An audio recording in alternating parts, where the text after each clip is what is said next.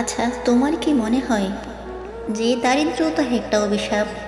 যদি দারিদ্রতা সত্যি কোনো অভিশাপ হয়ে থাকে, তাহলে এটাকে কাটিয়ে ওটা কি আমাদের কর্তব্য নয়?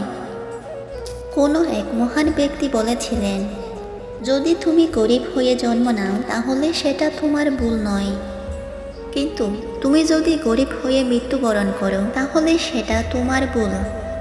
কারণ তোমার হাতে সুযোগ ছিল বড় কিছু করার, নিজের স্বপ্ন পূরণ করার।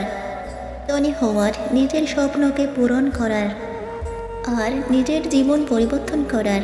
জীবন পরিবর্তন করা প্রয়োজনীয়।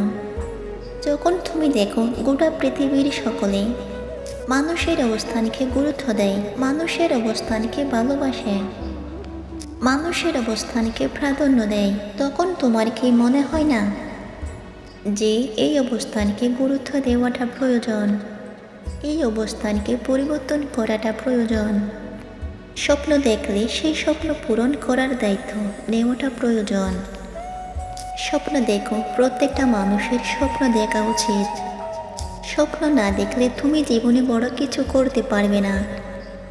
স্বপ্ন, লক্ষ্য থাকাটা প্রয়োজন, উদ্দেশ্য থাকাটা প্রয়োজন।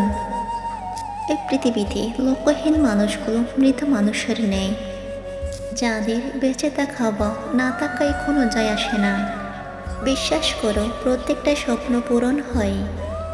স্বপ্ন দেখলেই স্বপ্ন পূরণ হবে। লক্ষ্য থাকলে, উদ্দেশ্য থাকলে, মেহনত করলে জীবনে সফলতা আসবে। এই পৃথিবীতে যারা মেহনত করছে, যারা পরিশ্রম করছে, তাদেরই তো রেজাল্ট আসছে। ভাগ্যে যেটা হবে সেটা বোনাস।